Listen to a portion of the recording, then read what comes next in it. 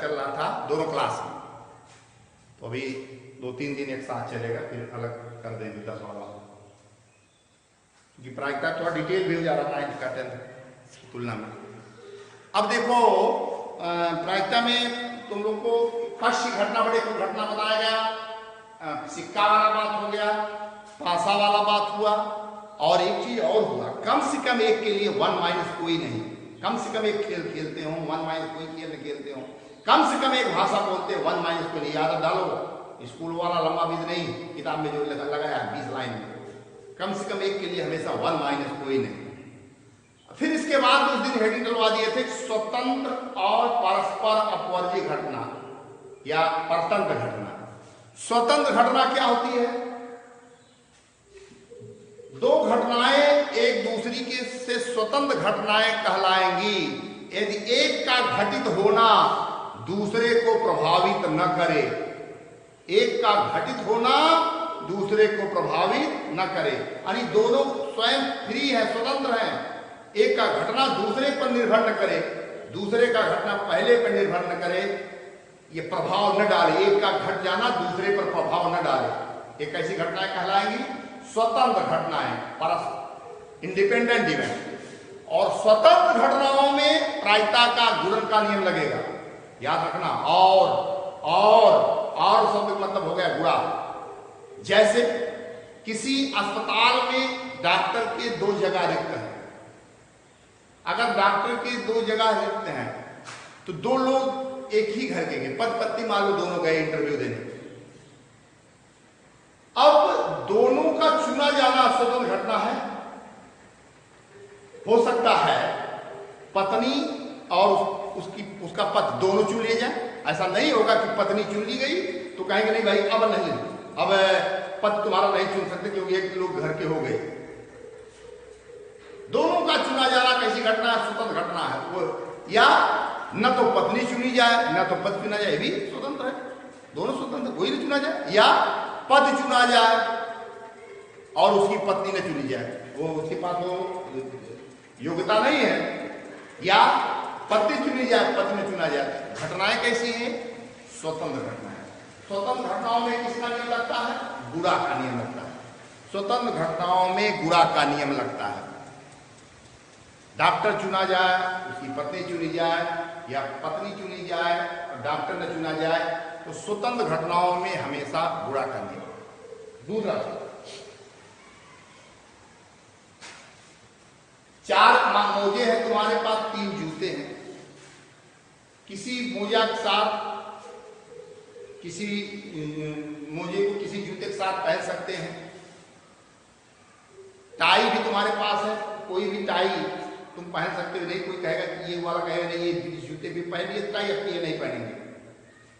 तो टाई हो, शर्ट हो, पैंट हो, जूता हो, ये सब का पहनना भी कैसी घटनाएं हैं? स्वतंत्र घटनाएं हैं। स्वतंत्र घटनाएं हैं। और दूसरी चीज परस्पर अपवर्जी घटना क्या होगी या परतंत्र घटना? जब एक घटना का घटित होना दूसरे को प्रभावित करे या दोनों घटनाएं एक साथ घटित न हो तो इन घटनाओं को ही परस्पर अपवर्जी घटना या परतंत्र घटना कहेंगे। जैसे तुम्हारे पास 4 पेंसिल है, 3 कलम है। कितने प्रकार से कोई लिखेगा? ऐसा तो नहीं कि पेंसिल कलम रोज साथ में लिखेगा। उस समय कलम से नहीं लिखेगा और कलम से लिखता है तो उसी समय पेंसिल से नहीं लिख सकता। तो ये परस्पर अपवर्जी घटना है, या तो पेंसिल से लिखेगा या तो कलम। एक लाइन और देख लो, किसी अस्पताल में एक जगह है डॉक्टरों की, सिर्फ एक जगह, और गए हैं पति पत्नी दोनों इंटरव्यू देने। ये भी परस्पर अपवर्जी घटना। अगर पत्नी चुन ली गई तो निश्चित रूप से पति नहीं चुना जाएगा, और पति चुन लिया गया तो निश्चित रूप से पत्नी नहीं चुनी जाएगी क्योंकि जगह एक था। तो ये कैसी घटनाएं हुई है? परस्पर अपवर्जी घटनाएं। परस्पर अपवर्जी घटनाओं में योग का नियम लगता है। किसका नियम? योग का नियम। जैसे भी तुमको बताया है कि तुम्हारे पास 4 पेंसिल है और 3 कलम। एक विद्यार्थी कितने प्रकार से लिख सकता है? 4 पेंसिल हो, 3 कलम हो, कितने प्रकार से लिख सकता है? 7 प्रकार से। 3 प्रकार से लिख सकता है, चाहे इस कलम चाहे उस कलम चाहे उस कलम से। तो कुल टोटल प्रकार हो जाएंगे 4 + 3 = 7 प्रकार से।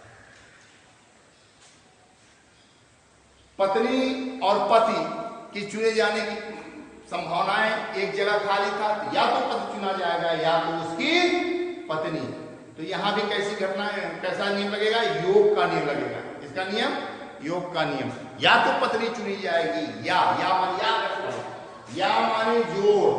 हमारे तरफ से किताब में लिखा है, नहीं लिखा है, ये नहीं लिखा रहेगा, ये कहीं बनाया है ऐसे। या तो जोड़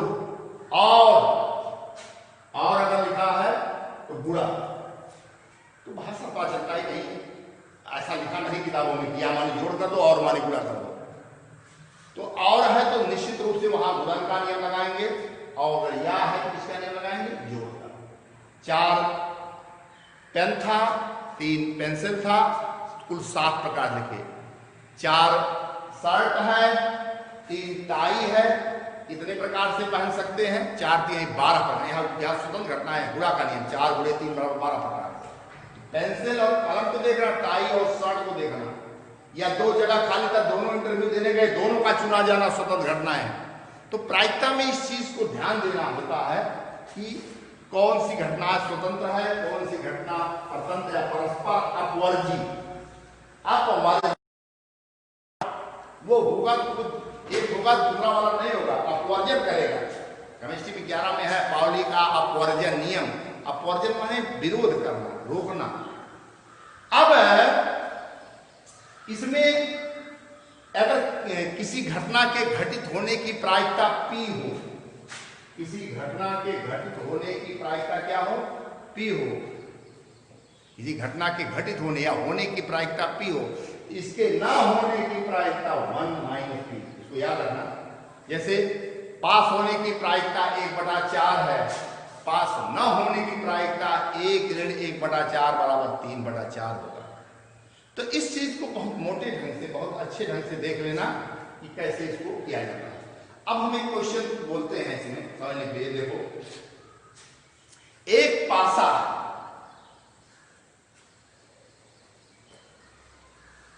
या एक सिक्का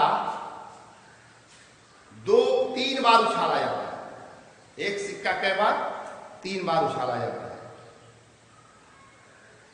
प्रत्येक बार में शीर्ष आने की प्रायिकता क्या होगी? तो प्रत्येक बार, पहली बार में शीर्ष आए तो हमने सिखाया है तुम्हें, या तो हेड आएगा या तो टेल आएगा। तो कितनी घटना है? 2। हेड आने की प्रायिकता क्या होगी? 1/2। पक्ष की घटना 1 बटे कुल घटना 2। हेड आने की प्रायिकता 1/2। तो पहली बार हेड आने की प्रायिकता 1/2। दोबारा जब उछाले तब हेड आने की प्रायिकता। अब यहां चौंकी कुछ लोग, अरे दोबारा जब उछालोगे तो क्या रोकेगा क्या? कि पहली बार में हेड आ चुका कि नहीं आएगा, तो फिर ये स्वतंत्र है। तो दूसरी बार भी हेड आने की प्रायिकता 1/2। तीसरी बार हेड आने की प्रायिकता भी 1/2 होगी। क्यों? ये नहीं कर सकता भाई पहली दूसरी बार हेड आ गया, अब हम हेड नहीं आएंगे। तो पहली बार में 1/2, दूसरी बार में जब उछाले तब भी 1/2, तीसरी बार जब उछाले तब भी 1/2, n बार उछालेंगे। याद रखना, एक बार कंडीशन पूछा गया, एक सिक्का n बार उछाला गया, n बार, n बार माने आखिरी बार मान लो आने हेड आने की प्रायिकता, कहोगे 1/2। अब उसमें कंफ्यूजन किए लगे, 1/2 घात n ऐसे लिख दिए, कुछ नहीं। चाहे जय बार उछालोगे हेड आने की प्रायिकता 1/2 होगी। तो पहली बार 1/2, दूसरी बार भी 1/2, तीसरी बार भी 1/2। तो चूंकि ये घटनाएं स्वतंत्र हैं, इसलिए कुल प्रायिकता कितनी हो जाएगी? 1/2 × 1/2 × 1/2 = 1/8। तो इस चीज को ख्याल रखना। इसको कैसे करते हैं? फिर अगला है,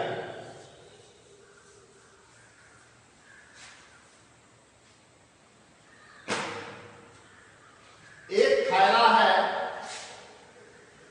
एक थैला बैग, उसमें 4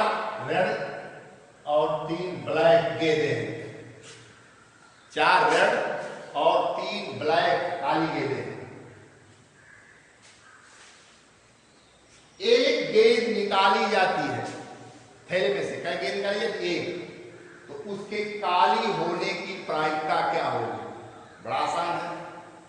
थैले में कितनी गेंदें हैं? 4 और 3, कुल कितनी गेंदें हैं? 7। कुल गेंदें हो जाएंगी 4 + 3 = 7। काली गेंद तुम्हारे पक्ष की गेंद है, कितनी गेंद है काली?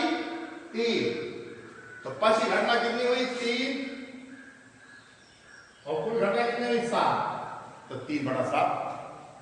एक काली गेंद निकालने की प्रायिकता 3/7, एक लाल गेंद निकालने की प्रायिकता 4/7, क्योंकि पक्ष घटना लाल 4 है और कुल गेंद 7, 4/7। इसमें बहुत कम, एक की बात कर रहे, तुम्हारा स्तर इतना है यहाँ, ये थोड़ा सा कठिन बन जाएगा यदि 2 गेंदें निकाली जाए। ये तुम्हारे स्तर में नहीं है, 11-12 में है, इसको वहां देखेंगे। 9-10 में सिर्फ इतना था, लेकिन समझो और लिख लो कहीं कि 2 निकालेंगे तो हमारे पास की बात नहीं है।